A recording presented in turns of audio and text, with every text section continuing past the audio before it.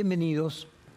Hoy estamos con la ex ministra de Economía, que asumió el cargo luego de la sorpresiva renuncia del entonces ministro Martín Guzmán en julio del año pasado, 4 de julio para ser preciso. Estamos a punto de que se cumpla un año de aquella fecha, quien actualmente es presidenta del Banco Nación, Silvina Batakis.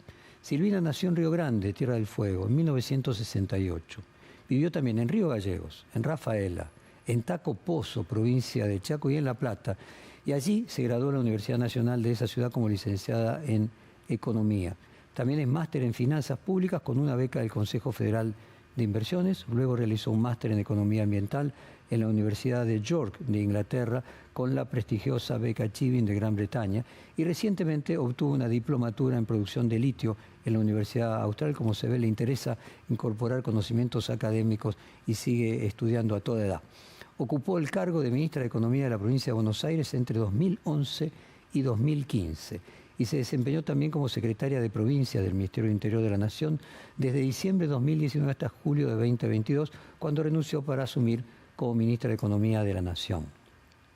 Desde 1992 se desempeña en diversos cargos de la administración pública bonaerense, entre los que se destacan director de Zonas Francas, directora provincial de Economía Ambiental y Energías Alternativas en el órgano provincial para el desarrollo sostenible, directora provincial de Estudios Económicos en el Ministerio de Economía, entre otros. Actualmente coordina el Instituto de Federalismo de la Universidad UMET. Fue cofundadora del Centro de Estudios Federales, el cual presidió durante varios periodos y de donde asistió a distintos gobiernos provinciales y municipales en temas de política de administración tributaria, desarrollo productivo y gestión ambiental. Es profesora en la Universidad Nacional de Avellaneda y en la Universidad Nacional Arturo Jaureche. Recibió varios premios, escribió varios libros y artículos, entre ellos Argentina, las dificultades para avanzar en una agenda metropolitana, historias y reformas del impuesto inmobiliario rural en Buenos Aires y del atomismo a las ciencias del ambiente global. Es hincha fanático de Boca Juniors, se hizo famosa, ni bien asumió como ministra planteando que no le iban a dar, creo recordar algo así, un crédito a River o algo por el estilo, y suele ir a la cancha de Boca con su único hijo. Silvina, muchas gracias por estar aquí. Vamos a empezar primero con la coyuntura.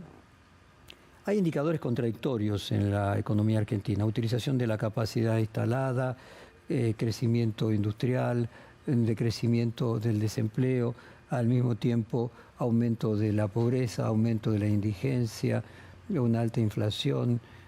¿Cómo podrías vos explicar estas contradicciones de la economía y cuán sana y cuán enferma está la economía argentina actual? Bueno, en particular la economía argentina, primero agradecerte, ¿no?, la invitación, la verdad que un placer estar acá, pero bueno, la economía argentina es siempre una economía muy contradictoria, con muchas tensiones, y siempre es como foco de atención de muchos académicos en el mundo. De hecho, acaba de salir una nota en el New York Times que tratan de explicar, ¿no?, este proceso de inflación que tiene Argentina y, sin embargo, un boom gastronómico como oportunidades de negocios. Y la realidad es esto que vos mencionabas, ¿no? La actividad industrial está utilizando la capacidad instalada que tenemos en Argentina en uno de los índices más altos de la historia de Argentina, pero además también en una capacidad industrial que se modernizó mucho, que yo siempre insisto con esto, está en la frontera del conocimiento. Y por otra parte, tenés que las tasas de desempleo son de las más bajas que existen también en la historia de Argentina. 21 provincias están con tasas de desempleo por debajo del 4%, muchas con un 2,3, 2,4%.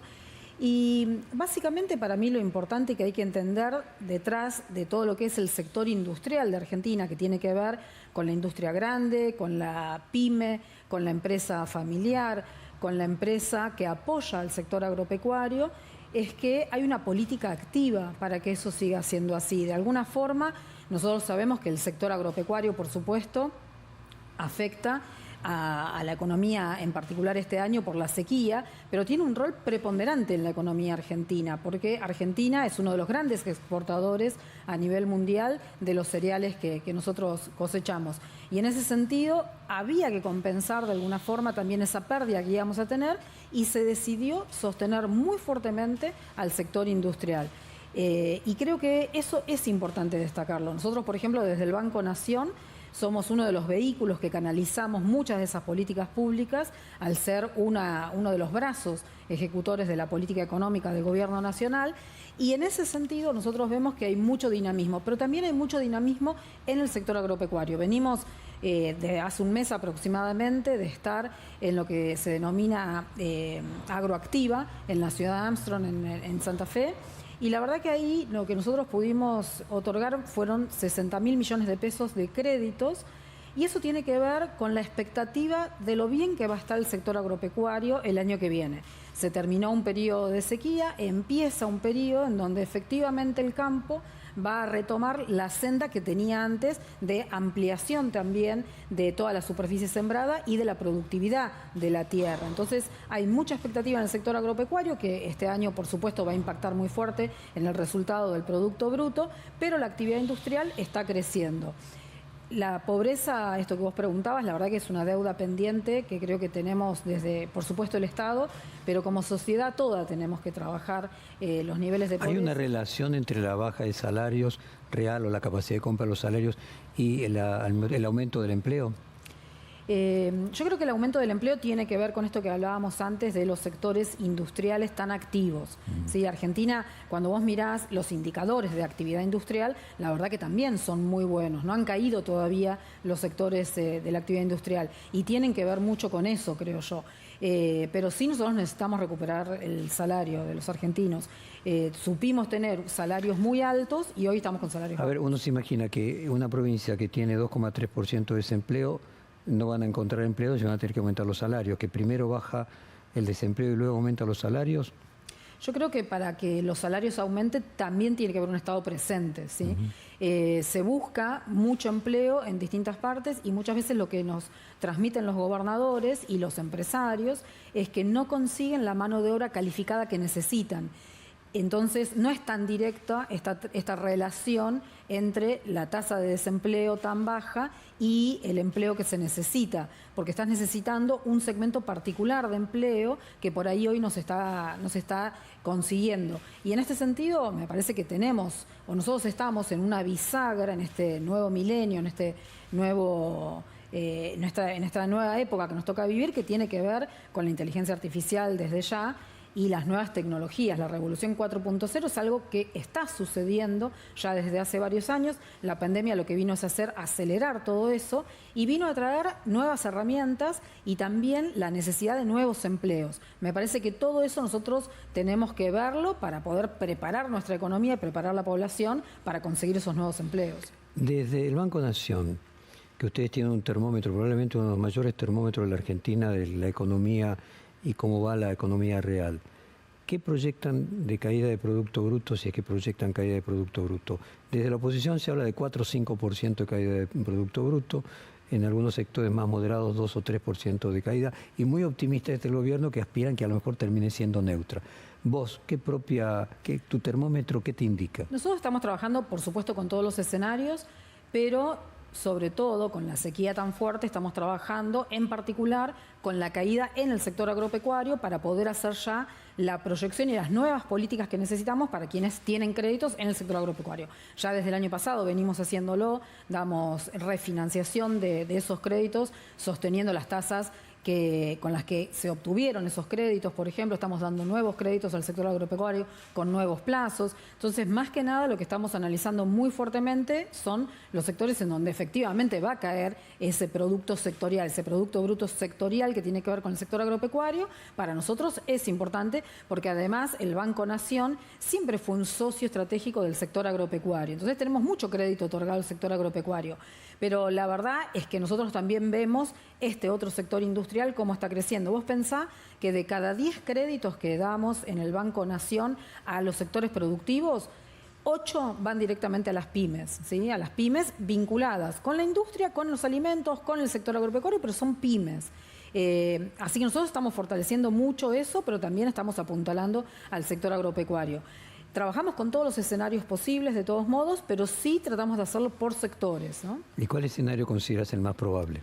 Yo creo que efectivamente la sequía fue un duro golpe para la economía argentina y que hoy podemos estar hablando de una caída del Producto Bruto en términos del 2% aproximadamente. ¿Y se puede decir que la sequía al mismo tiempo produjo ese 2% de caída? ¿Cómo, perdón? Que la sequía produjo, que 2% de caída se le atribuye... Seguramente sí, en el total del producto. O sea que si no hubiera habido sequía, el producto hubiera estado neutro. No, hubiera sido mucho más alto, ¿no? Porque vos tenés la actividad económica industrial creciendo. En realidad, lo que nosotros estamos viendo es que el producto tiene un impacto de el sector agropecuario en el Producto Bruto, 7%. Un impacto, claro, que es superior al 3, 4, 5%, entonces, dependiendo del año, ¿no? Pero la verdad es que si no hubiésemos tenido esa sequía, el Producto Bruto hubiera crecido también este año y seguramente a una tasa del 4%. O sea que a la sequía le asignás la diferencia entre el delta de más 4 y menos 2. Sí.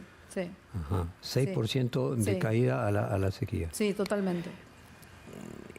El daño que produce la sequía está estimado en algunos casos entre 20 y 25 mil millones de dólares. La mitad del crédito con el Fondo Monetario Internacional. Desde ciertos sectores del kirchnerismo se coloca el problema, el núcleo de la Argentina en el crédito con el Fondo Monetario Internacional. Independientemente de que obviamente es peor de ver 50 mil millones que no de verlo. ¿Es el núcleo del problema o es algo que finalmente con 2 años de no sequía la Argentina podría solucionarlo o sería equivalente a sufrir 2 años de sequía? Mira, el crédito con el Fondo Monetario Internacional tiene como varios condicionantes para la economía argentina, pero para las y los argentinos. Y si vos querés, déjame ponerlo en estos términos. Cuando vos tenés un crédito tan grande, se firmó, recordemos, por 57 mil millones de dólares, se termina concretando solamente 45 mil millones de dólares. Ese crédito, con el Fondo Monetario en particular, lo que hizo fue privarnos a los argentinos y al Estado argentino de poder autodeterminar las políticas públicas. No es solamente el peso de esa deuda y qué se hizo con esa deuda. Nos privó de autodeterminar las actividades que tenía que desarrollar el Estado argentino. Si querés, para ponerlo en otros términos, con el Fondo Monetario ahora tenemos una exodeterminación, ¿no? Como que se determinan las políticas públicas en otro lugar que no es en el Estado, que es a quienes todos los ciudadanos votamos para que defina esas políticas públicas. Yo creo que eso, la verdad, es un factor sumamente importante que tiene que ver con la posibilidad también de cómo haces para engrandecer la riqueza del país, para poder conseguir los dólares necesarios para poder pagar ese crédito. No es solamente si el agro hubiese dado los 20 mil millones de dólares. Cuando vos ingresan esos 45 mil millones de dólares del Fondo Monetario Internacional, no ingresaron para hacer obras productivas, por ejemplo, ni obras de características más sanitarias como pueden ser agua y cloacas. Entonces, esos 45 mil millones de dólares no estuvieron para ampliar las posibilidades de producción del país que te permitiesen generar más dólares para el repago de esa deuda, sino que no vinieron al sector real de Argentina. Y por otra parte, no generó el beneficio que tienen otras deudas de que empiece a circular ese dinero en la economía. Entonces tenemos 3 grandes problemas.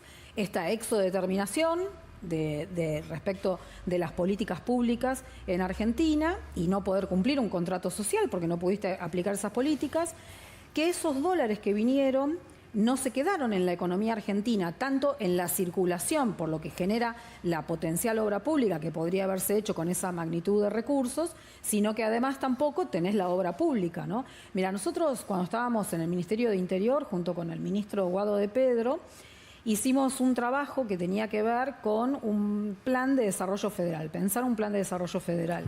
Y hablamos con los gobernadores, con todos los ministros del sector, de los sectores ejecutivos, con más de 2.000 empresas en aquel momento, y te podría decir que hemos hablado con muchas más de 2.000 empresas porque el banco también así lo requiere. Pero en aquel momento lo que logramos fue un diálogo entre el sector privado y el sector público de cada una de las provincias para consensuar determinadas obras que parecen importantes para armar este rompecabezas productivo de Argentina. Y habíamos llegado a una evaluación de aproximadamente una necesidad de 50.000 millones de dólares para obras provinciales consensuadas entre los empresarios y entre el sector público provincial.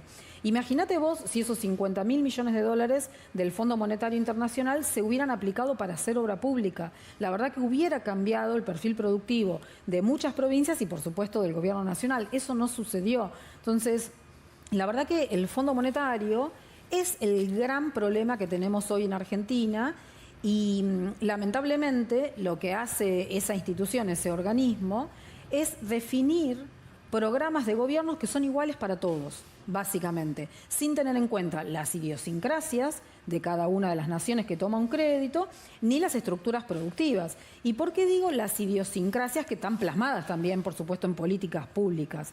Argentina es un país que tiene una inflación distinta a cualquier otra parte del mundo. Vos en Estados Unidos subís la tasa de interés y al mes, 2 meses, la inflación baja. En Argentina eso no sucede. Bajás la emisión monetaria, baja la inflación. En Argentina eso no sucede. Recordemos, en el año 2019 tuvimos la emisión más baja desde el año 2004 y la inflación se había duplicado. Y por otra parte, en Argentina tenemos subsidios al transporte y subsidios a los sectores energéticos, por ejemplo, ¿no? Son parte de nuestra estructura social y de nuestra estructura económica. Y sin embargo, el Fondo Monetario pretende, con el plan vigente que tenemos o el programa vigente que tenemos firmado con el Fondo Monetario, se pretende reducir la inflación eliminando subsidios. Y la verdad que eso habla de una inconsistencia macroeconómica del programa actual que tenemos, que es muy difícil de sortear, ¿no? Así que los problemas que trae el acuerdo ese con el Fondo Monetario son muchos. A ver, ayúdanos a ser didáctica. Porque el Fondo Monetario no tiene el objetivo de producir desarrollo. Para eso está el Banco Mundial, el Banco Interamericano de Desarrollo. El Fondo Monetario es un proveedor de última instancia frente a crisis financieras. Esa plata que vino del fondo, que obviamente no vino para estos destinos como marcas, porque esa no es la función del fondo, vino de alguna manera a pagar los créditos privados que Argentina no podía renovar, y esos créditos privados al mismo tiempo habían venido a financiar el déficit fiscal que tenía la Argentina. O sea, si bien es imposible hacer la ruta del dinero porque el dinero es fungible, lo que podemos decir es que en realidad esos 40 y pico de mil millones de dólares lo que vinieron es a pagar el déficit fiscal que Argentina tenía, primero financiado con deuda privada que después se fue. Obviamente hicieron carry trade quienes vinieron a Argentina, pero no sé, en el carry trade por la diferencia de tasa habrán sumado, no sé, 4 o 5 mil millones de dólares, pero no los 50.000 del crédito, ¿no? Sí. ¿Es correcto plantearlo en estos términos? Sí, porque efectivamente el Fondo Monetario tiene otros objetivos, ¿no? Y en esos objetivos trata hoy en día de contemplar cuestiones sociales, pero pareciera como que son simplemente circunstanciales, ¿no? Como para tratar de darle algún maquillaje, y sigue siendo el mismo el Fondo Monetario Internacional. En ese sentido hay continuidad de organismos, se podría decir, ¿no? Como hay continuidad de Estado en cualquier país, ellos tienen una continuidad en el organismo. Si me permitís, por ahí para también retomarlo en otro momento de la charla, nosotros con esta nueva irrupción de las monedas digitales y sobre todo las monedas oficiales digitales emitidas por los bancos centrales, sí va a haber posibilidades de hacer un traqueo permanente de en dónde está el dinero. Pero bueno, eso es para otra parte de la conversación en todo caso. Efectivamente, en aquel momento, cuando el Banco Central se queda sin dólares y teníamos tasas de interés reales tan positivas, hubo lo que se denomina coloquialmente la bicicleta financiera, y en algún momento, cuando el gobierno anterior establece el cepo, había una imposibilidad fáctica de fondos que habían entrado desde el exterior para poder retirar sus dólares. Entonces ahí decide el Fondo Monetario ingresar a Argentina dando este crédito para poder dar salida a estos recursos que habían quedado atrapados en Argentina. Como vos decís, efectivamente no se puede hacer el traqueo de a dónde fueron los dólares, y seguramente habrá cuestiones ilegales, no lo sabemos, hay algunos juicios pedidos por estos temas, pero sí hay salidas de dólares en aquel momento que fueron muy fuertes y que uno lo puede ver a través de la hoja de ruta del Banco Central, pero efectivamente no vinieron para engrandecer la economía de Argentina, no vinieron para el beneficio de todos los argentinos, de todas las provincias, para que puedan desarrollarse. A ver, vos eras en su momento la candidata a ser ministra de Economía, sí, era Scioli, no Macri, el que ganaba en aquel momento. Desde tu perspectiva, haciendo una mirada ahora retrospectiva, en esa situación de gobernabilidad en 2017, 2016 y 2018, si a vos te hubiera tocado manejar las finanzas y la economía argentina, ¿te hubieras endeudado en pesos y no en dólares? Sí, no es lo mismo endeudarse en la propia moneda que endeudarse en dólares, que es algo que nosotros no producimos.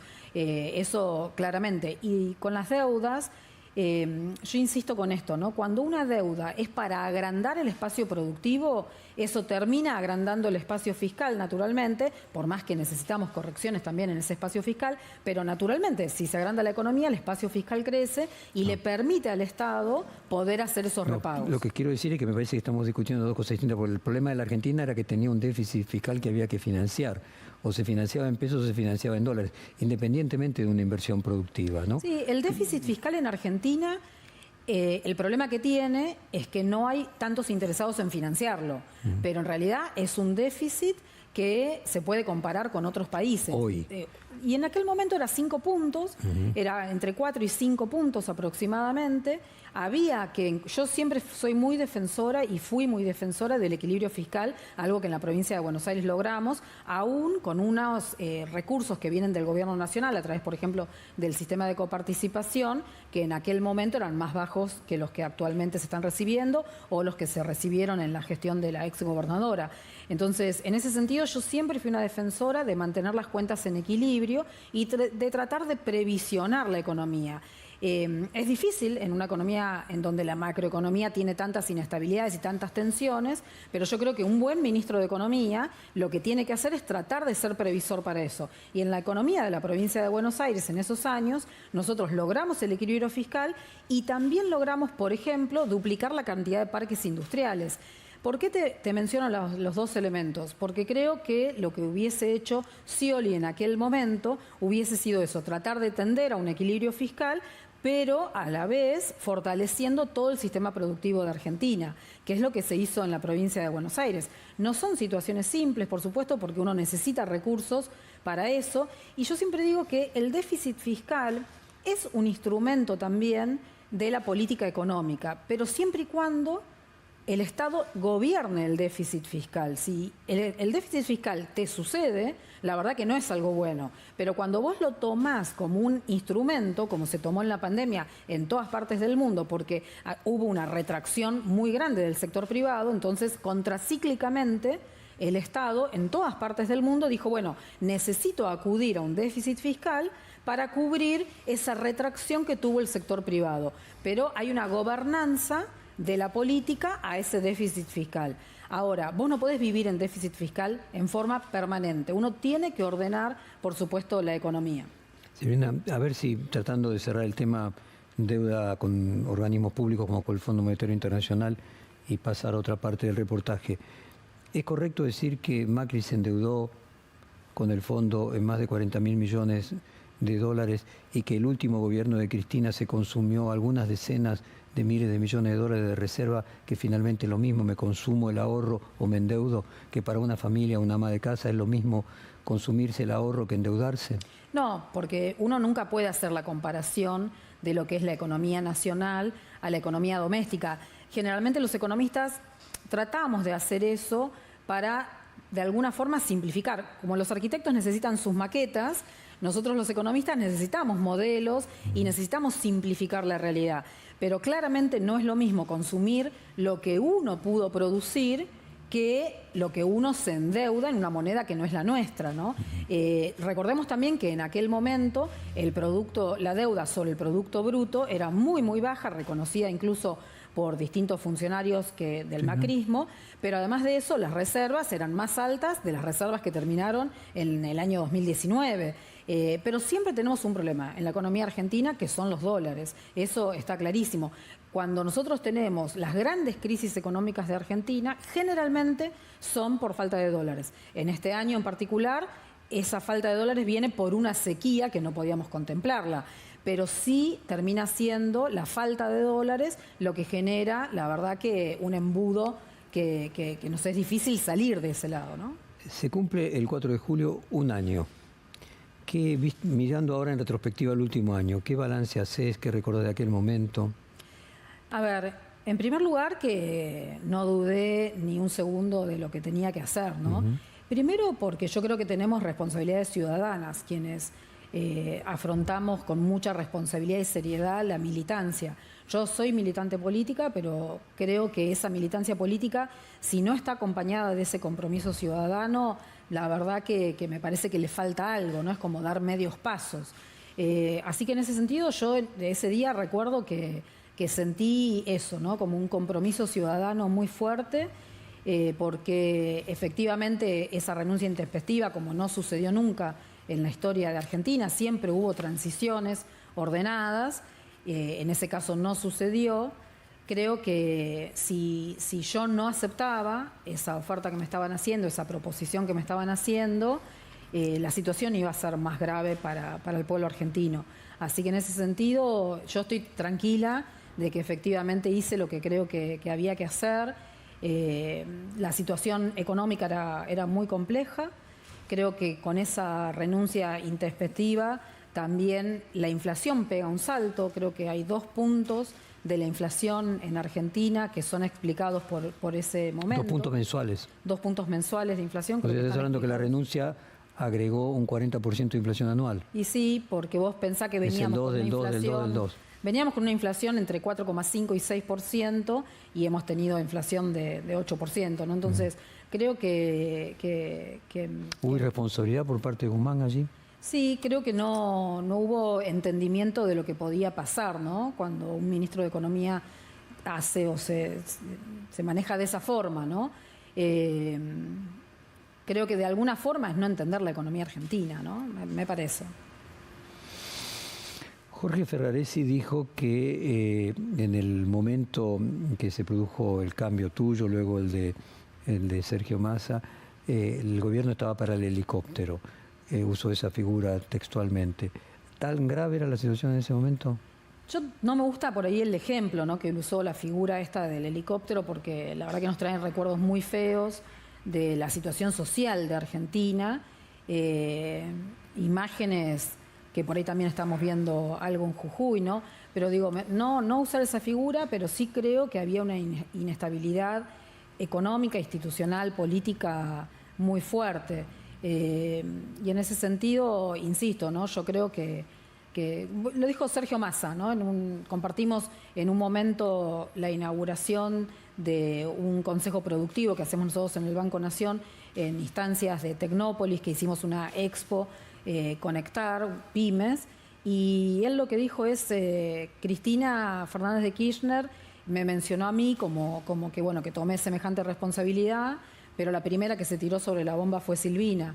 Y la verdad que yo creo que cuando uno, como te decía antes, lo siento como algo que yo se lo debía como aporte patriótico, pero a la vez también la articulación que tuvimos en ese momento entre muchos quienes conformábamos en ese momento los sectores, o representábamos distintas autoridades nacionales de los sectores económicos, la verdad que fue importante también para poder pasar ese mes y que luego se acomodara políticamente, se volviese a reacomodar políticamente la situación para tratar de encauzarlo. ¿Cuál es tu balance de Massa? Bueno, medio lo que estamos diciendo, ¿no? La verdad que la situación en la que asume es una situación muy complicada para Argentina por esta situación que describíamos antes. Yo siempre digo que la política es la que tiene que gobernar a la economía. Y cuando la economía pasa lo que pasó en ese mes, es porque efectivamente falló también algo de la política. Y yo creo que Massa lo que viene a traer también es esa estabilidad política que se necesitaba para poder conducir a la economía. Luego, digo, lo que sabemos, ¿no? Esta sequía inusual, inédita para Argentina, sumado a la guerra. Recordemos que en ese mes que yo fui ministra, cuando nosotros, o el presidente, toma la decisión de no hacer cortes de luz programados, como sí estaba sucediendo en muchas partes del mundo, hasta pero ofrecían el millón de BTU a $81. Cuando lo habíamos pagado a 5, lo estábamos recibiendo a 81. No se termina concretando esas operaciones a 81, pero sí se terminaron concretando a 50, 40, 50 dólares.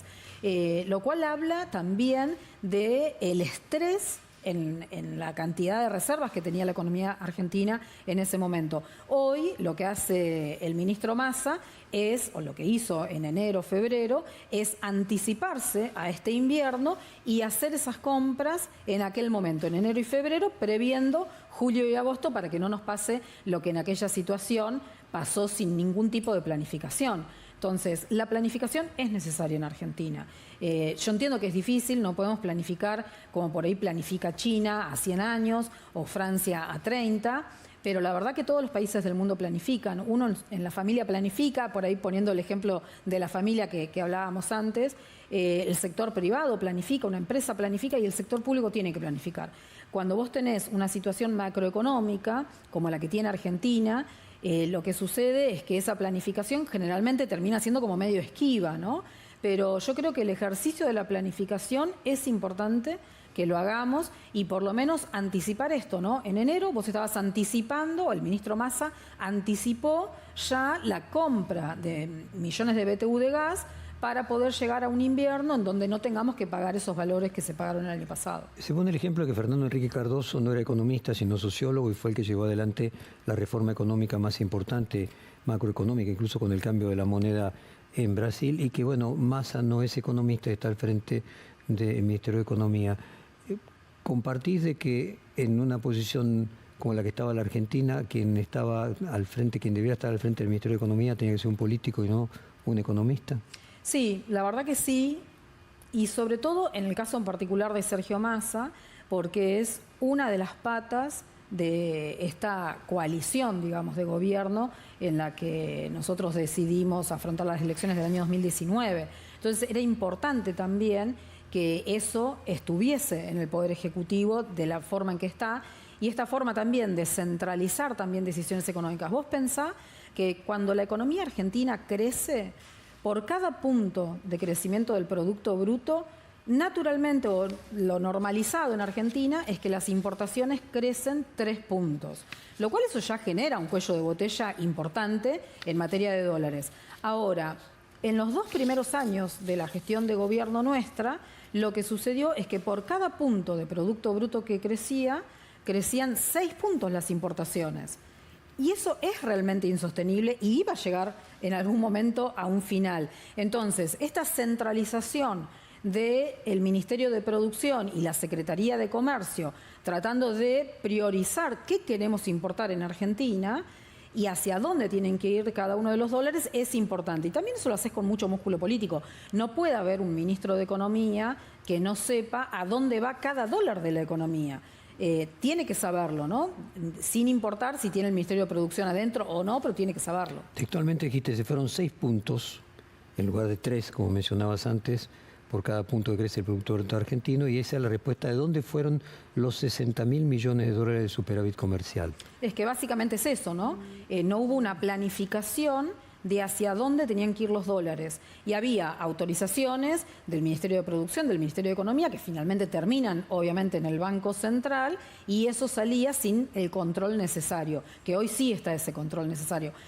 A ver, obviamente a todos los argentinos y a los economistas nos encantaría que hubiese un tipo de cambio único, que no tuviésemos problemas de reservas, pero la verdad es que tenemos problemas de reservas, entonces tenemos que administrar esas reservas. ¿Y ahí de quién fue el error? ¿Fue del Banco Central, del Ministerio de Economía? Yo creo que el Banco Central termina cumpliendo las autorizaciones previas, ¿no?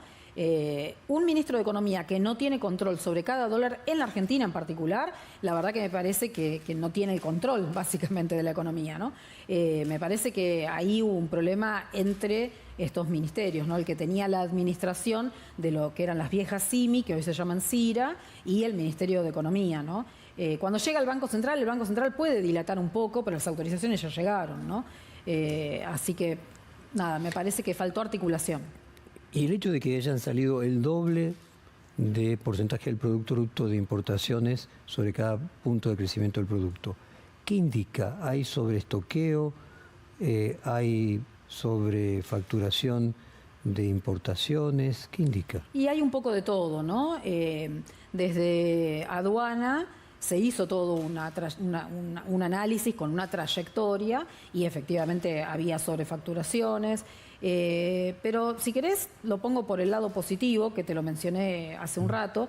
Nuestra capacidad instalada en Argentina, por suerte, se modernizó. ¿Hubo sobreestoqueo? También hubo sobreestoqueo, pero también se modernizó mucho el parque instalado que tiene Argentina. También pasó que se permitió que deudas privadas se adelantasen en la cancelación en ese momento, digo. La verdad que hay un cúmulo de situaciones por las cuales los dólares se iban, estos 60.000 millones de dólares que vos mencionás. Eso sí tiene responsabilidad el Banco Central y no el Ministerio de Economía. En eso sí, pero también el ministro de Economía, la verdad, que creo que es el gran articulador. Vos tenés una ley que es la Ley de Administración Financiera y en realidad la cabeza de esa Ley de Administración Financiera es el ministro de Economía. En la provincia de Buenos Aires, cuando yo era ministra de Economía, la tesorería, por ejemplo, no depende del Ministerio de Economía, ¿no? Es un organismo de la Constitución que tiene autarquía, que generalmente lo tiene la oposición. Y la verdad es que el ministro de Economía sigue siendo la autoridad de la Ley de Administración Financiera. Y para que funcione todo, para que hayamos podido tener ese equilibrio fiscal y aún así hacer que se desarrolle más la actividad productiva, uno tiene articulación, no tiene el poder por ahí legal, pero sí tiene la articulación necesaria. Dicen que Sergio Massa consultó en su momento a Roberto Labaña y Roberto Labaña le dijo: no seas jefe de gabinete, sé ministro de Economía, porque el poder lo tiene el ministro de Economía y no el jefe de gabinete. Con tu propia experiencia en la estructura de funcionamiento de la reforma de mediados de los años 90, ¿hace que el jefe de gabinete no tenga autoridad económica?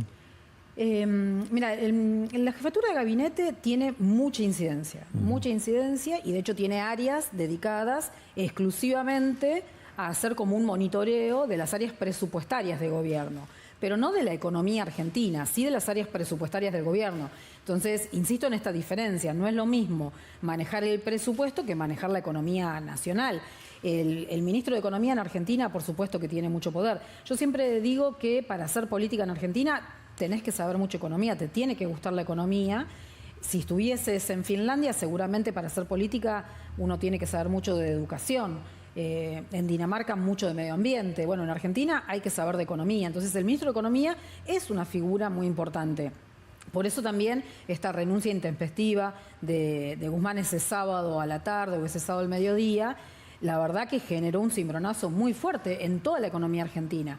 Pero, insisto, el jefe de gabinete lo que tiene es mucho poder sobre el presupuesto nacional, que no es poco, por supuesto. Cuando uno mira la ecuación del Producto Bruto Interno de cualquier economía en el mundo, el consumo es el factor más importante siempre. Ese consumo puede venir de salarios privados o de salarios públicos, pero hay una parte que tiene que ver con las inversiones, por ejemplo, que hace el sector público. Entonces, incide, por supuesto, en la economía, pero el control presupuestario que tiene la jefatura de gabinete es eso, el control presupuestario. Para cerrar el mes, ese mes que viviste ahí, ¿qué enseñanza te dejó? ¿Qué reflexión te haces cuando te acordás de aquel mes allí? La verdad que todavía no lo tengo tan procesado, ¿no? Pero fue un mes muy vertiginoso, dormía muy poco, no nos acordábamos cuándo era sábado, cuándo era domingo, si era martes, miércoles.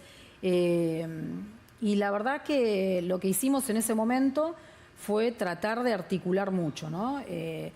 Era raro pensar que nunca había habido una reunión en donde participase a la vez AFIP y ARBA, por ejemplo, para poder hacer control también de lo que tenía que ver la fiscalidad de Argentina, o una reunión en donde no hubiesen estado a la vez la autoridad del Banco Central con el Banco Nación. La verdad que creo que yo hoy pondría el énfasis en la articulación, que es algo que yo siempre traté de hacer en todos los cargos públicos que circunstancialmente fui ocupando, ¿no?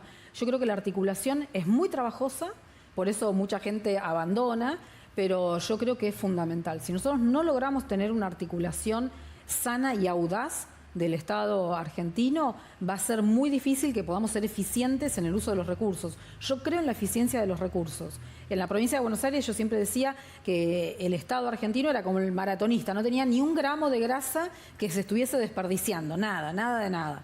Y yo creo que el Estado tiene que ser eso, ¿no? Tenemos que dar cuenta del uso de los recursos públicos muy fuertemente. Y para eso también lo que pasa es que muchas veces se hacen políticas que si estuviesen articuladas serían más eficaces, pero a la vez más eficientes en el uso de los recursos.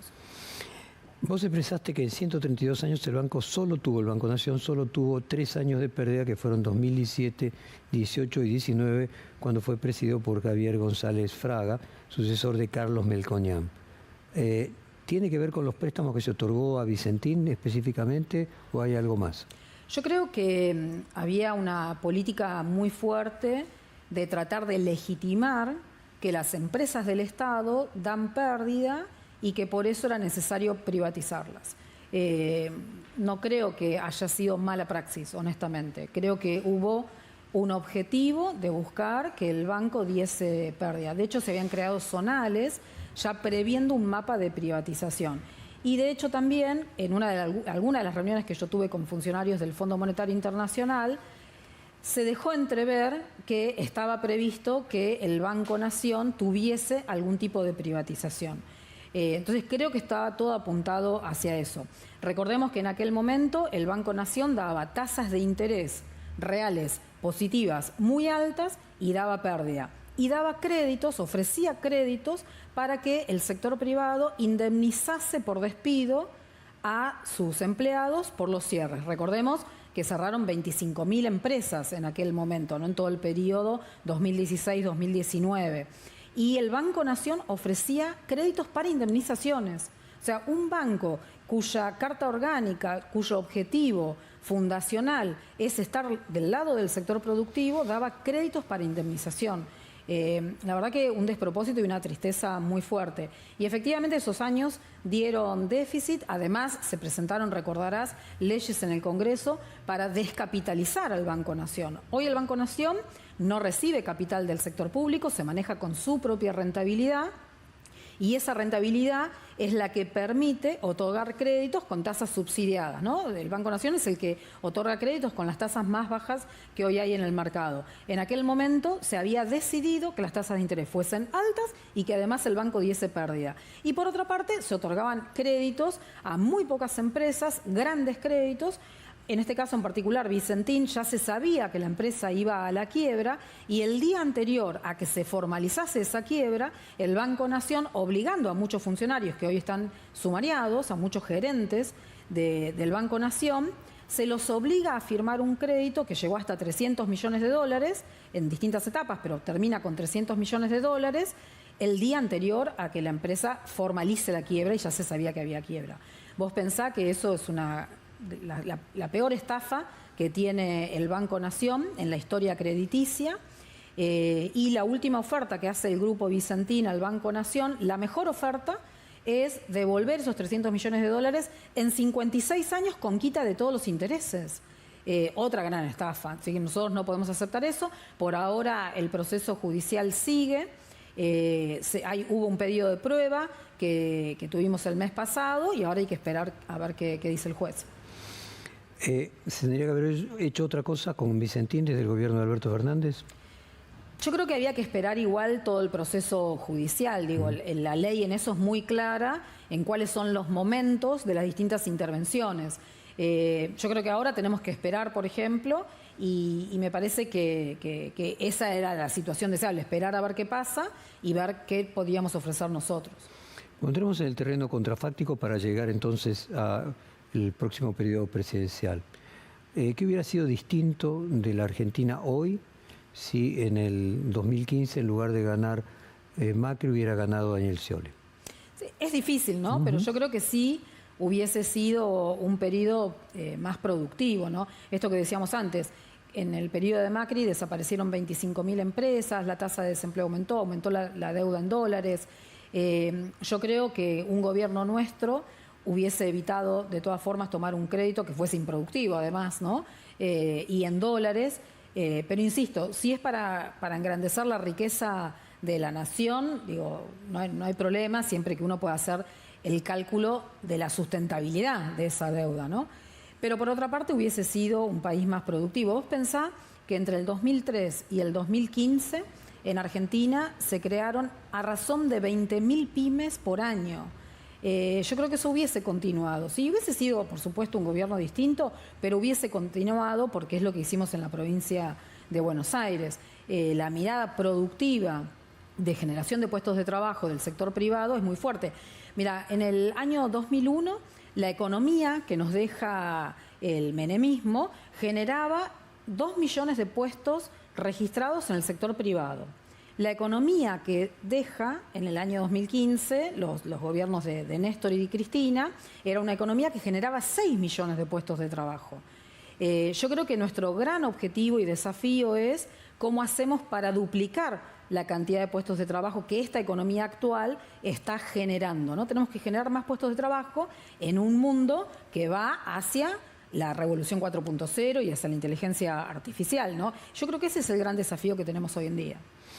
Bueno, vamos entonces a entrar en la perspectiva y vamos a analizar un eventual país del 10 de diciembre de este año, pero antes de entrar en ese tema vamos a hacer un corte comercial de 2 minutos y ya volvemos.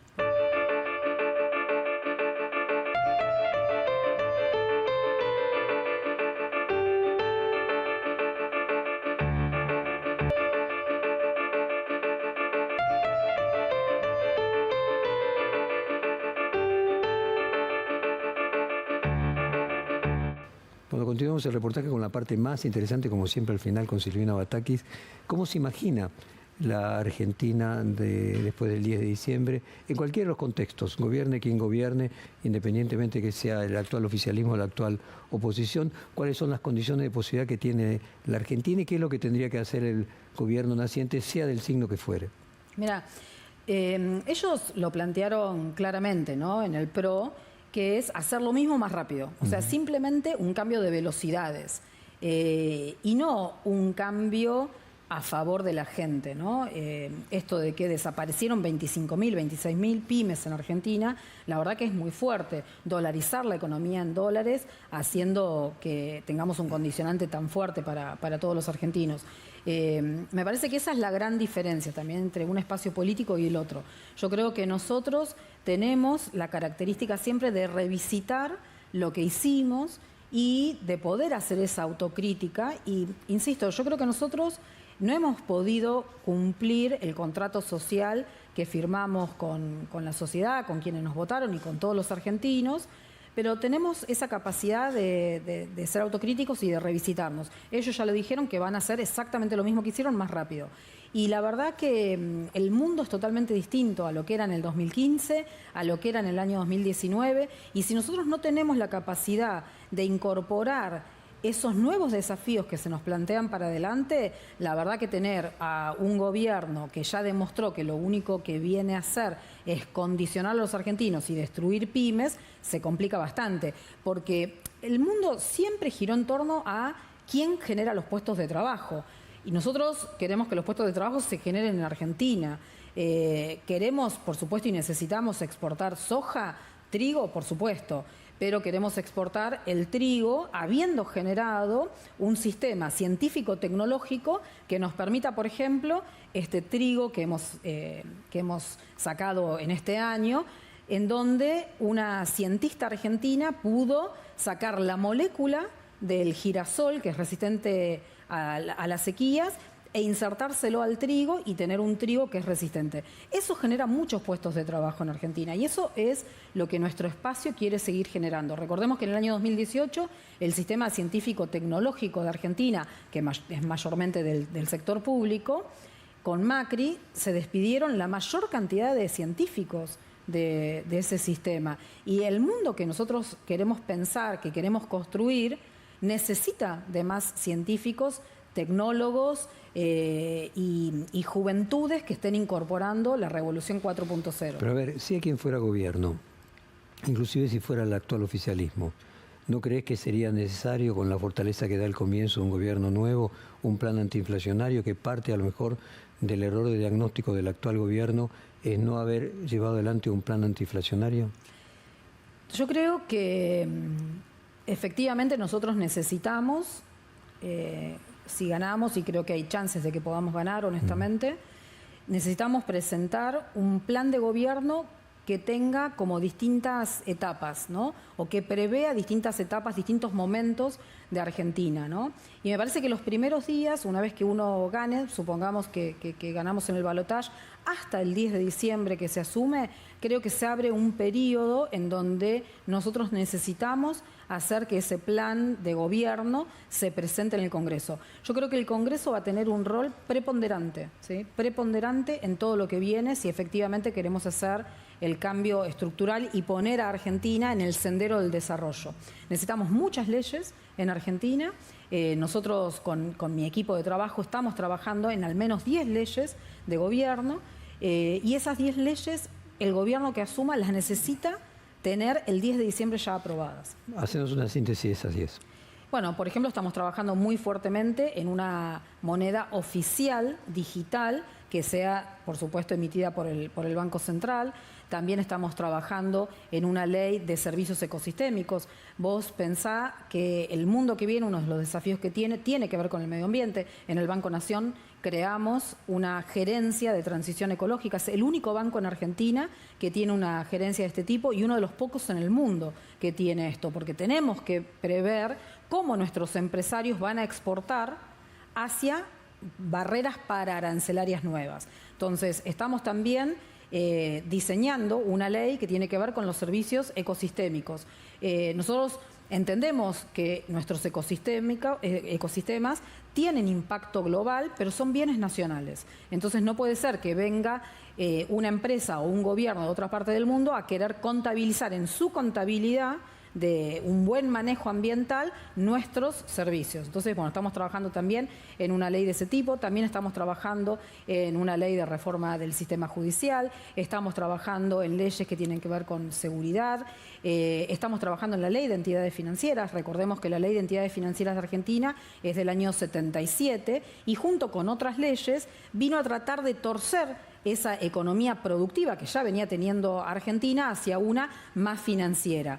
Esa ley necesita, por supuesto, una reforma en donde incorpore la banca de desarrollo. Argentina no tiene banca de desarrollo hoy en día, como sí tienen Estados Unidos, Francia, Brasil. ¿Y alguna de esas 10 leyes modifica el sistema laboral o parte del sistema laboral? Estamos escuchando mucho a todos los empresarios. Nosotros en los consejos productivos, que ya hicimos 11 consejos productivos en todo el país, estamos escuchando mucho a los empresarios también para ver hacia dónde necesitan que efectivamente vaya nuestro sistema laboral. Hoy tenemos un problema serio que está vinculado con esto de las nuevas tecnologías, que es que hay muchos trabajos que se hacen que están en la informalidad. Necesitamos incorporar ese trabajo a la formalidad. Tenemos la vieja informalidad de Argentina, que tiene que ver con algunas changas o con algún suplemento a los trabajos formales, pero también tenemos esta nueva informalidad que tiene que ver con la tecnología. Entonces necesitamos incorporar todo eso en una nueva ley, pero estamos trabajándolo con los empresarios. ¿Y alguna de ellas tiene que ver con alguna forma, como en su momento fue la responsabilidad fiscal, o alguna forma de ley que contribuya a reducir el déficit fiscal? Yo creo que el déficit fiscal se contribuye más a reducirlo y a gobernarlo, como decíamos antes, cuando vos haces que la economía crezca. Yo creo que ese es un factor importante. Sí decirte que el déficit fiscal está compuesto de ingresos y de egresos. En materia de egresos, yo creo que nosotros tenemos que mejorar la calidad de los servicios que brinda el Estado argentino, tanto nacional, provincial como municipal, y hacer una coordinación muy certera de todos los servicios que brindamos. Y creo que ahí nosotros podemos lograr de alguna forma también aportar a ese déficit. Pero por otra parte tenemos un sistema tributario que tiene muchísimos impuestos, que tiene que ver también con el sistema federal de gobierno que tiene Argentina, pero vos pensá que de los 200 países que hay en el mundo aproximadamente hay una veintena que formalmente son países federales y de alguna forma resolvieron su fiscalidad. Entonces nosotros tenemos que poder resolver esa fiscalidad con un sistema tributario que sea progresivo y que sea proproductivo y que también incorpore a las transferencias entre el gobierno nacional, la provincia y las provincias con sus municipios. Entonces también estamos trabajando en la reforma tributaria y en una ley de coparticipación. Sintetizo bien si digo que para el actual oficialismo primero hay que crecer para poder ordenar la macroeconomía, mientras que para la oposición primero hay que ordenar la macroeconomía para crecer, y que esos son los dos proyectos en pugna. Yo creo que los proyectos en pugna tienen más que ver con avanzar sobre las desigualdades, ¿sí? Por ahí, para darte una respuesta del manejo del déficit, yo creo que nosotros podemos hacer un buen manejo del déficit a la vez que podemos hacer que la economía crezca. Personalmente creo que nosotros tenemos que avanzar en los dos sentidos rápidamente y no estar esperando que una cosa suceda a la otra. Yo creo que nosotros podemos ir trabajando todos los problemas de la fiscalidad argentina, que son varios, por supuesto, y necesitamos leyes, pero también trabajar en que la economía crezca. Creo que esas dos cosas van en paralelo. Mira, Samuelson fue uno de los primeros economistas en 1948, con su primer libro, el libro más clásico, en donde él empieza de alguna forma a tratar de conectar la microeconomía con la macroeconomía. Y esta pregunta me recordó a eso. Nosotros tenemos que avanzar en las dos partes a la vez. Esa, por lo menos, es mi opinión. Ahora, los modelos en pugna, creo yo, que tienen que ver con no avanzar desde un sector en eliminar desigualdades, porque en la desigualdad encontrás una ventaja en un mercado, ¿sí? Cuando una mujer gana 20 pesos menos que un hombre, si un hombre gana 100 y una mujer gana 80, alguien lo ganó esa diferencia. Entonces, el mercado nunca va a tratar de buscar la igualdad en el acceso de las oportunidades para que haya igualdad de desarrollo. Va a tratar de profundizar, porque en realidad hace el sector privado o el mercado una toma acelerada de la ganancia. Entonces, esta cosa de mercantilizar las personas, por ejemplo, Wendy Brown, que entiendo que vos la entrevistaste hace unos 2 o 3 años, ella lo dice como muy claramente. ¿Cómo podemos hacer para entender que efectivamente tenemos que tener una economía humanizada en donde la democracia apunte a eso y no solamente a que haya un mercado que haga toma de ganancia? Ahora, independientemente de la cuestión de orden ético-moral, me viene a la cabeza un artículo de Stiglitz de que la desigualdad reduce el crecimiento. O sea, lo que vos estás diciendo es que la desigualdad no contribuye al crecimiento de la economía. Yo creo que la igualdad contribuye al crecimiento, ¿eh? Sí, la desigualdad no contribuye. Exactamente. ¿Por qué? Porque la desigualdad nos priva del talento de un montón de personas. Nos priva del talento de las mujeres cuando hay una desigualdad de género, nos priva del talento de un montón de personas en las provincias cuando hay una desigualdad territorial.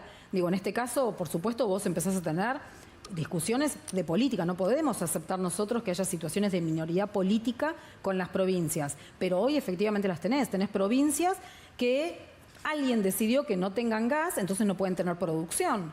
Y esa desigualdad territorial nos priva a todos los argentinos de ampliar la matriz productiva, que podría ser un aporte para reducir la inflación, por ejemplo. Yo estoy convencida que cuando uno logra ampliar la matriz productiva en las provincias, podemos aportar para reducir la inflación. Vos sabés que la inflación en Argentina, todos decimos, es multicausal. Pero una de las causas de la inflación es que tenemos como muchas rigideces de oferta. ¿Y cómo no vamos a tener rigideces de oferta si tenemos el 7º país en materia territorial y no lo tenemos produciendo? Necesitamos que produzcan más. Para eso necesitamos reducir esas desigualdades territoriales. Entonces, la desigualdad genera violencia, pero nos priva de talentos. Hoy lo que más necesita la economía argentina y la sociedad argentina es utilizar todos los talentos que tenemos. Los argentinos somos muy talentosos.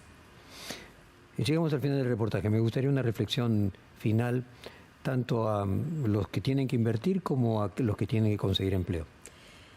Primero, capacitarse. Yo creo que lo que viene con la inteligencia artificial nos genera un desafío enorme y podemos seguir generando puestos de trabajo.